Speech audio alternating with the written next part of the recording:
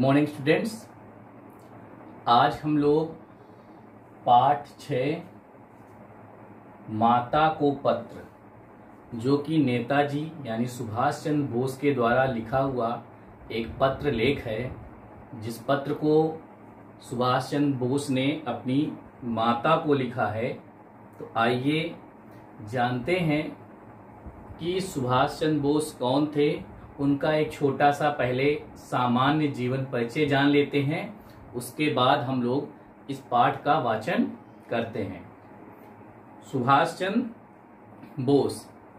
सुभाष चंद्र बोस का जन्म 23 जनवरी 1897 उड़ीसा के यानी उड़ीसा के कटक के संपन्न बंगाली परिवार में हुआ था।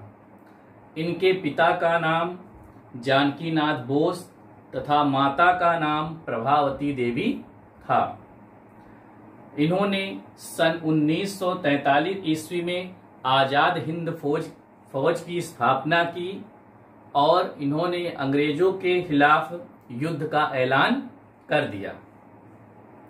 इनका प्रसिद्ध नारा था, तुम मुझे खून दो, मैं तुम्हें आजादी दूंगा। 18 अगस्त सन 1945 ईस्वी को टोक्यो जाते समय एक विमान दुर्घटना में इनकी मृत्यु हो जाती है। यह तो लेखक नेताजी सुभाष चंद्र बोस जी का सामान्य जीवन परिचय था।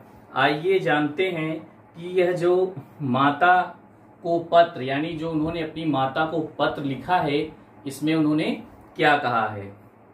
पाठ को पढ़ने से पहले हम उद्देश्य जान लेते हैं, क्योंकि कोई भी चैप्टर या कुछ भी हम लोग करते हैं तो पहले उसका एक उद्देश्य होता है। उस तरह पाठ को पढ़ने से पहले उद्देश्य क्या है। उद्देश्य है भारत देश के प्रति प्रेम भाव, आजादी की लगन, मातृत्व प्रेम, सेवा का भाव। तो यह पाठ जो है हमें अपने देश भारत के प्रति प्रेम भाव, आजादी के प्रति लगन, मातृत्व प्रेम और सेवा का भाव, यह सब सिखाती है, हम लोगों को प्रेरित करती है। तो आइए सबसे पहले थोड़ा सा पाठ के बारे में समझ लेते हैं।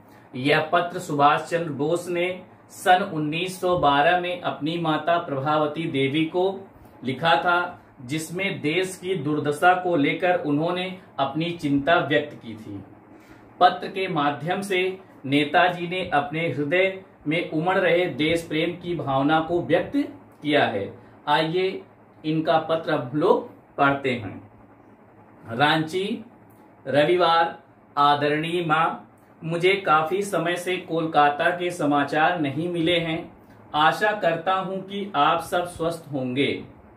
मैं समझता हूं कि आपने शायद समयाभाव के कारण पत्र नहीं लिखा है। मेज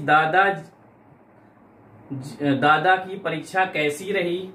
क्या आपने मेरा पिछला पत्र पढ़ लिया था? अगर नहीं पढ़ा है तो मुझे सचमुच दुख होगा। तो यह पत्र उन्होंने माताजी को लिखा और कहा कि काफी समय हो गया है, मुझे कोलकाता का समाचार नहीं मिला और मैं यह आशा करता हूं कि आप सभी लोग स्वस्थ होंगे और समझता हूं कि समयाभाव के कारण आप लोगों ने मुझे पत्र नहीं लिखा। मेज दादा की परीक्षा कैसी रही? क्या आपने मेरा पिछला पत्र पढ़ा? अगर नहीं पढ़ा तो सचमुच मुझे दुख होगा। माँ, मैं सोचता हूँ कि क्या इस समय भारत माता का एक भी सपूत ऐसा नहीं है जो स्वार्थ रहित हो? क्या हमारी मातृभूमि इतनी अभागी है? कैसा था हमारा स्वर्णिम अतीत और कैसा है यह वर्तमान? वे आर्य वीर आज कहाँ हैं जो भारत माता की सेवा के लिए अपना बहुमूल्य जीवन प्रसन्नता से न्यौछावर कर देते थे। आप माँ हैं, लेकिन क्या आप केवल हमारी ही माता हैं? नहीं, आप सभी भारतीयों की माँ हैं और यदि सभी भारतीय आपके पुत्र हैं तो क्या आपके पुत्रों का दुख आपको व्यथा से विचलित नहीं कर देता? क्या कोई भी माता इतनी हृदयहीन हो सकती है? फिर क्या कारण है कि उसके बच्चों की ऐसी दुर्दशा होते हुए भी माँ अप्रभावित बनी हुई है? मेरी माँ, आपने सभी देशों की यात्रा की है, क्या भारतीयों की वर्तमान दशा को देखकर आपका हृदय रक्त के आंसू नहीं बहाता? तो यह सारी चीजें सुभाष चंद्र बोस ने अपनी माता को पत्र में लिखा, कहा कि आप क्या केवल मेरी माता हैं? नहीं, आप तो पूरे देश के, पूरे भारतीय लोगों की माता हैं। तो कैसे उसकी व्यथा को सुनकर आपका हृदय विचलित नहीं होता? यह सारे सवाल सुभाष चंद्र बोस जो हैं अपनी माता को पत्र के माध्यम से करते हैं। मां, केवल देश की ही दुर्दशा नहीं हो रही है, आप देखिए कि हमारे धर्म की क्या हालत है।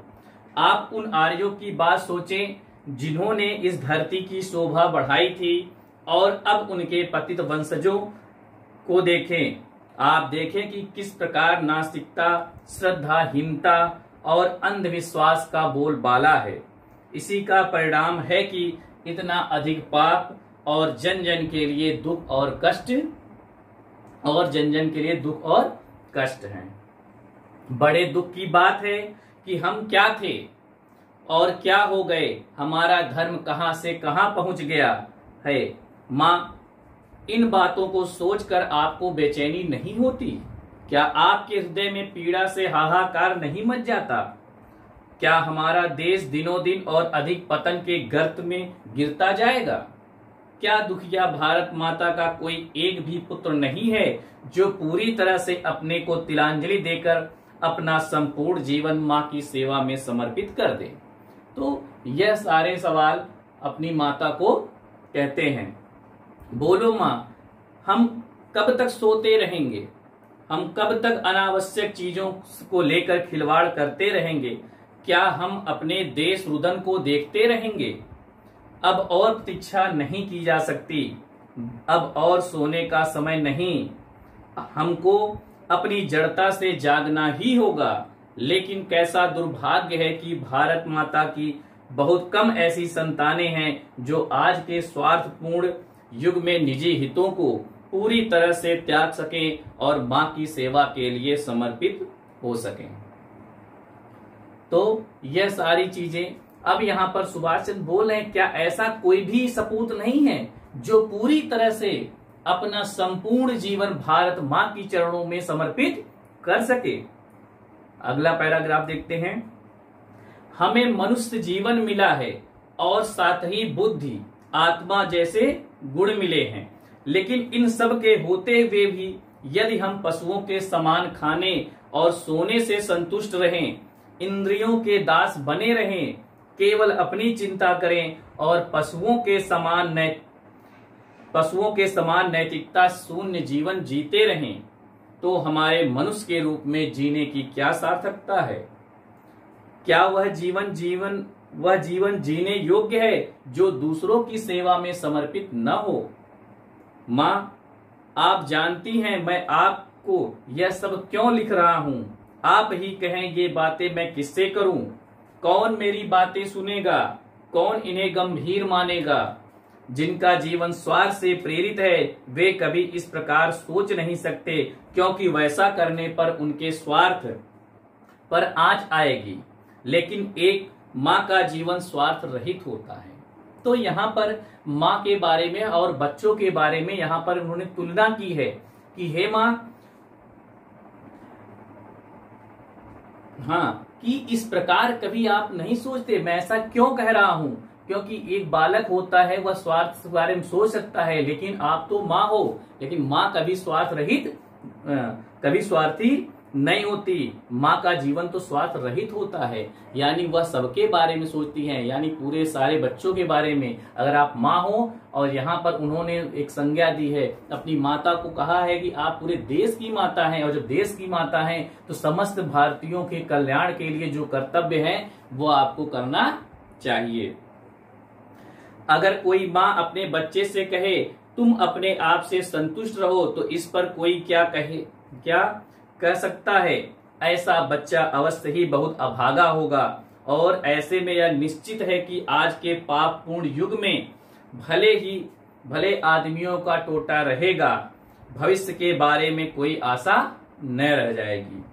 इस स्थिति में पछतावा के सिवा कुछ हाथ न लगेगा। अगर यह बात सही है अगर पुनरुद्धार की सभी आशाएं मिट चुकी हैं, अगर हमें हाथ पर हाथ धरे बैठे रहना है और इस अधोपतन को सिर्फ देखते रहना है, तो यह सब परेशानी किस लिए? अगर मुझे जीवन में इससे अधिक कुछ नहीं प्राप्त करना है तो मैं जीवित ही क्यों रहूं?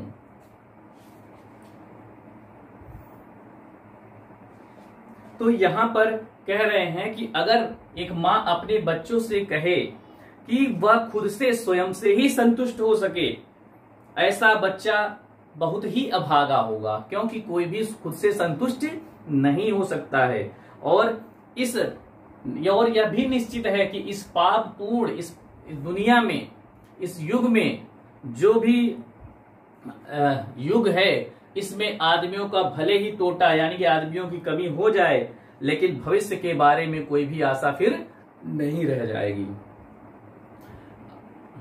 और पुनरुद्धार की यानी जो बीते हुए हैं उसको नए तरह से जीने के लिए, नए तरह से करने के लिए जो भी आशा है वह मिट जाएगी, अगर माँ ऐसा सोचने लगे। अगले पैराग्राफ में देखिए, मेरी प्रभु से प्रार्थना है कि मैं संपूर्ण जीवन दूसरों की सहायता में बिता सकूं। मुझे आशा है कि वहां सब कुशल होंगे, यहाँ सब सानंद है। कृपया मेरा प्रणाम स्वीकार करें और इस पत्र का उत्तर अवश्य ही दें। सदैव आपका पुत्र, प्रिय पुत्र सुभाष। तो इस तरह से एक पत्र के माध्यम से उन्होंने अपनी माता को बताया कि आपके कर्तव्य कैसे होने चाहिए, देशवासियों के कर्तव्य कैसे होने चाहिए, और इस पत्र को जो आज हम लोग पढ़ रहे हैं तो हम लोगों के प्रति भी जो हमारे कर्तव्य हैं उसके बारे में उन्होंने बताया है।